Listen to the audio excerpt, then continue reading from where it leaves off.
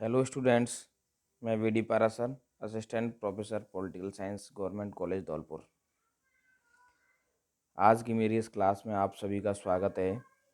आज हम मानवाधिकारों के अध्ययन की श्रृंखला में आज हमारी दूसरी क्लास है, जिसमें हम मानवाधिकारों के प्रकारों का अध्ययन करेंगे, जो कि संयुक्त राष्ट्र संघ की घोषणा पत्र के अंतर्गत थे। देखो साथियों, संयुक्त राष्ट्र मानवाधिकारों की घोषणा के अंतर्गत सबसे बड़ा अधिकार है राइट टू लाइफ, अर्थात जीवन का अधिकार, जीने का अधिकार।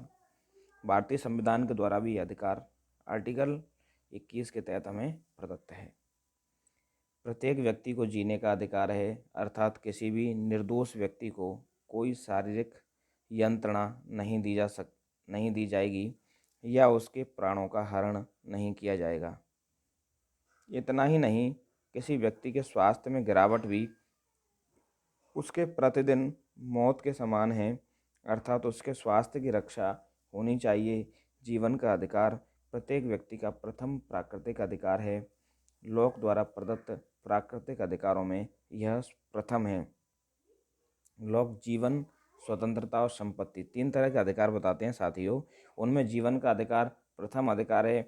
निश्चित रूप से प्रत्येक व्यक्ति को पूरी दुनिया में बिना किसी भेदभाव के जीने का अधिकार है। जीने के अधिकार से अगर कोई व्यक्ति उसको वंचित करता है तो निश्चित रूप से वह अपराधी है, वह दोषी है और कानून के दायरे के अंतर्गत उसको सजा मिलनी चाहिए। मानवाधिकारों के प्रति बढ़ती हुई जागरूकता के कारण अब जीवन के अधिकार की विस्तृत व्याख्या दी जा रही है। उदाहरण के लिए भारत के न्यायालय यह स्वीकार करने लगे हैं कि लोगों को स्वच्छ पर्यावरण प्रदान करना उनके जीवन के अधिकार का अंग है। दूसरा है स्वतंत्रता का अधिकार, राइट टू लिबर्टी। इसका अर्थ यह है कि व्यक्ति को विचार और अभिव्यक्ति, धर्म और आस्था, संघ बनाने, सभा करने और मुक्त विचरण करने का अधिकार होगा। लोकतंत्रीय प्रणालियों में इस अधिकार को नागरिक अधिकार के रूप में मान्यता दी जाती है, अर्थात मूल अधिकारों के अंतर्गत इनको रखा जाता है। हमारे देश के मूल अधिकारों के अंतर्गत भी ये स्वतंत्रता का अधिकार है, जिसमें व्यक्ति को विचार, व्यक्ति, विश्वास, धर्म और उपासना की स्वतंत्रता दी गई है और वो अपने धार्मिक संस्था एवं संघ का निर्माण भी कर सकता है, जिनसे उनकी धार्मिक एवं सांस्कृतिक भावनाओं को सुरक्षित रखा जा सकता है और एक तरह से उनको संरक्षित रखा जा सकता है। अगला आता है संपत्ति का अधिकार, राइट टू प्रॉपर्टी। व्यक्ति को कानूनी रूप से जो भौतिक वस्तुएं प्राप्त हों उन पर उसका अधिकार रहेगा और राज्य उसके इस अधिकार की रक्षा करेगा। परंतु अब कहीं भी संपत्ति के अधिकार को पूर्ण अधिकार नहीं माना जाता। संपत्ति को जनहित में राज्य द्वारा उसका अनिवार्य अधिग्रहण किया जा सकता है।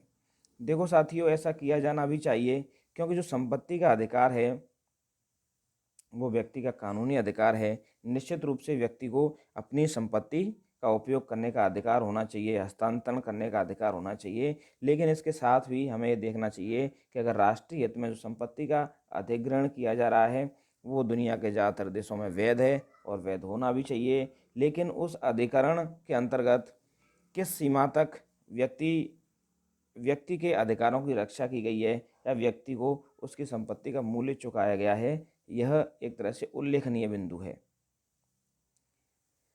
राजनीतिक अधिकार, पॉलिटिकल राइट, इसका तात्पर्य यह है कि व्यक्ति एक पूर्ण नागरिक के रूप में अपने समुदाय, देश या राष्ट्र के सार्वजनिक जीवन में हिस्सा ले सके,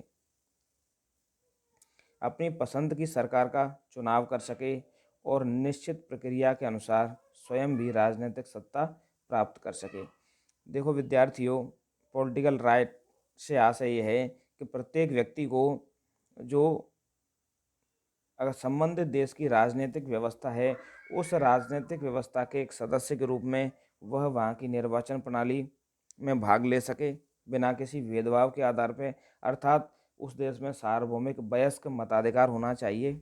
और इसका दूसरा आशय ये है कि प्रत्येक व्यक्ति के मत का मूल्य भी एक होना चाहिए। और तीसरा आशय ये है कि प्रत्येक व्यक्ति जो राजनीतिक पद हैं उन राजनीतिक पदों को प्राप्त करने के लिए समान रूप से स्वतंत्र हो, कहीं भी उसके लिए बैरियर नहीं हो। अगला है कानून की उचित प्रक्रिया का अधिकार, right to due process of law.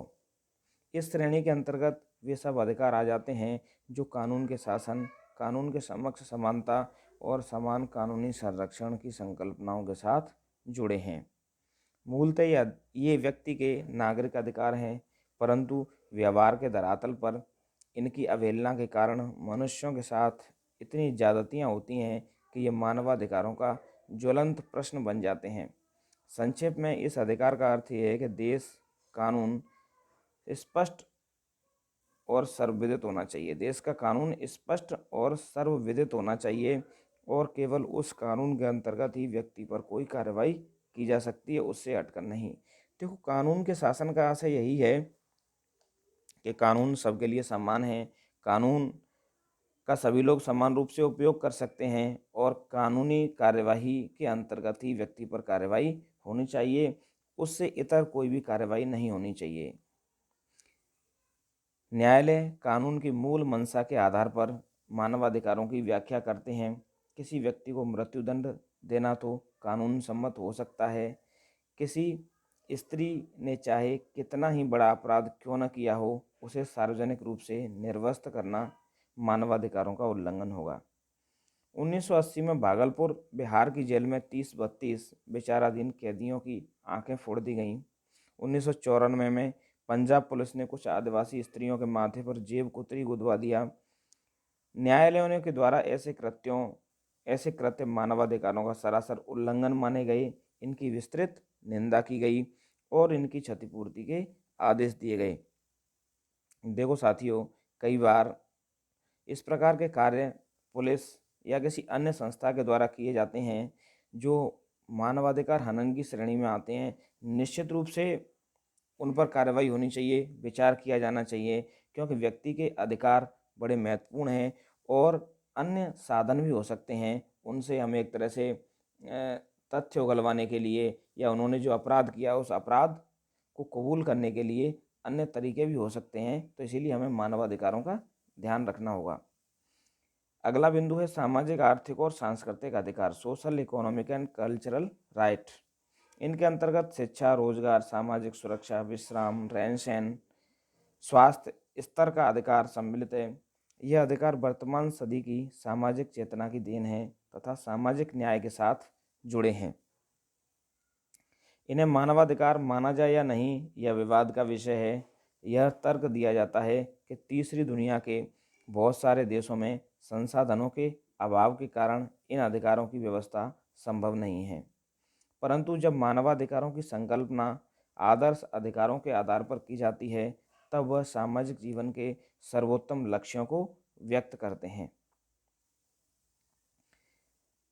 निष्कर्ष के तौर पर देखो साथियों, हम चर्चा कर सकते हैं कि आज पूरी दुनिया में मानवाधिकारों के प्रति जो सजगता बढ़ी है उसे हम अपनी सभ्यता की महान उपलब्धि मान सकते हैं, लेकिन अनेक बार यह देखा जाता है कि मानवाधिकारों की आड़ में घोर अपराधी आतंकवादियों को संरक्षण प्रदान करने की कोशिश की जाती है तथा उन लोगों के मानवाधिकारों को नेपथ्य में धकेल दिया जाता है जिन्हें इन तत्वों का शिकार होना पड़ा है।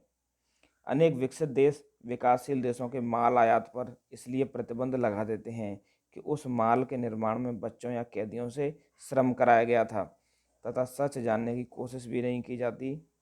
आज दुनिया में देखा जाता है कि जो पाश्चात्य विकसित देश हैं, उन विकसित देशों के द्वारा जो विकासशील देश हैं, कमज़ोर देश हैं, एशिया, अफ्रीका एवं लैटिन अमेरिका के देश हैं, उन देशों में जो माल तैयार हो रहा है उस माल पर एक तरह से रोक लगाने के लिए ये कारण ढूंढ लिया जाता है कि इनमें मानवाधिकार या जो श्रम मानक हैं उनका ध्यान नहीं रखा गया है, बाल श्रम करवाया गया है वगैरह वगैरह।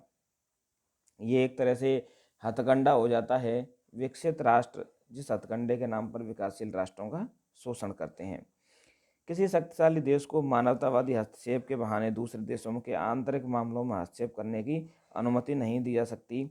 देखो साथियों, ये भी देखा गया दुनिया में कई बार अमेरिका एवं अन्य देशों ने मानवाधिकार बहाली के नाम पर, मानवाधिकारों को बनाए रखने के नाम पर तमाम छोटे देशों में अपना एक तरह से बल प्रयोग किया और बल प्रयोग के द्वारा पूरी दुनिया में एक ध्रुवीयता स्थापित की। ये स्थापित किया कि हमारी एक पक्षीय दादागिरी है। अमेरिका के द्वारा ऐसा कार्य नहीं किया जाना चाहिए, क्योंकि दूसरा देश भी संप्रभुता की शक्ति रखता है और ये उसकी संप्रभुता की शक्ति का हनन है। धन्यवाद।